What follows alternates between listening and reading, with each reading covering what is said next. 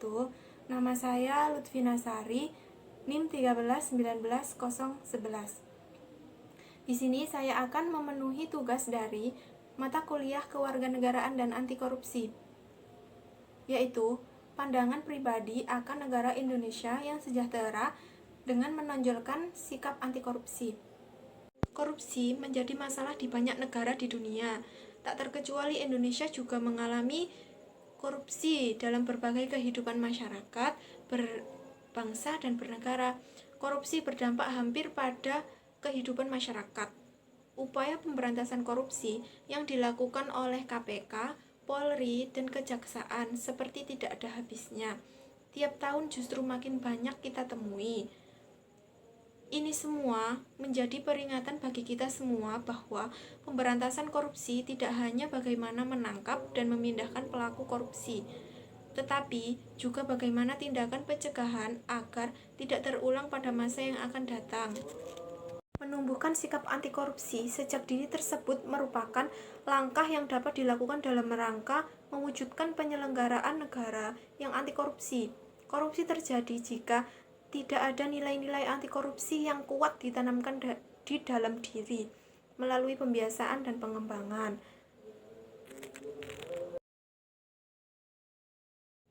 Berikut adalah sikap-sikap anti korupsi, yaitu 1. Jujur.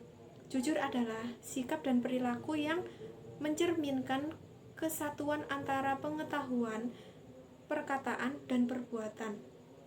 Jujur berarti mengetahui apa yang benar, mengatakan dan melakukan yang benar. Orang yang jujur adalah orang yang dapat dipercaya, lurus hati, tidak berbohong, dan tidak melakukan kecurangan. Yang kedua adalah disiplin. Disiplin adalah kebiasaan dan tindakan yang konsisten terhadap segala bentuk peraturan atau tata tertib yang berlaku, atau bisa diartikan juga patuh pada aturan. Yang ketiga adalah tanggung jawab.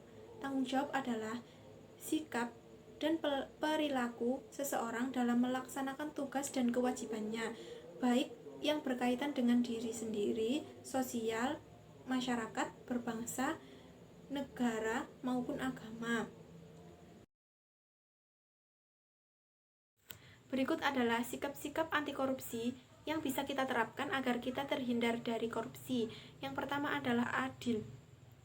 Adil berarti tidak berat sebelah atau perlakuan yang sama untuk semua tanpa membeda-bedakan berdasarkan golongan atau kelas tertentu. Yang kedua adalah berani. Berani adalah hati yang mantap atau rasa percaya diri yang besar dalam menghadapi ancaman atau hal yang dianggap sebagai bahaya dan kesulitan.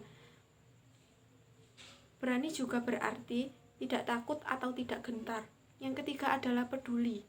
Peduli adalah sikap dan tindakan memperhatikan dan menghiraukan orang lain, masyarakat yang membutuhkan, dan lingkungan di sekitarnya. Yang keempat adalah kerja keras. Kerja keras adalah sungguh-sungguh berusaha ketika menyelesaikan berbagai tugas, permasalahan, pekerjaan, dan lain-lain dengan sebaik-baiknya. Kerja keras juga bisa berarti pantang menyerah dan terus berjuang dan berusaha. Yang kelima adalah mandiri. Mandiri adalah dapat berdiri sendiri. Mandiri juga bisa berarti tidak bergantung kepada orang lain dan menemukan solusi dari masalah yang dihadapinya dengan sendiri. Yang keenam adalah sederhana. Sederhana adalah bersahaja. Sederhana juga bisa berarti menggunakan sesuatu secukupnya dan tidak berlebih-lebihan. Selanjutnya adalah kesejahteraan masyarakat Indonesia. Pengertian sejahtera. Setiap orang memiliki kriteria dan juga pendapat mengenai sejahtera.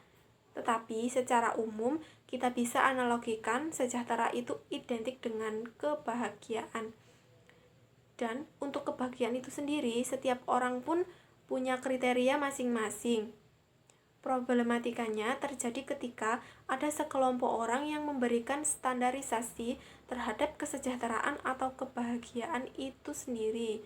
Mereka menyatakan bahwa sejahtera ditunjukkan dengan jumlah harta yang kita miliki.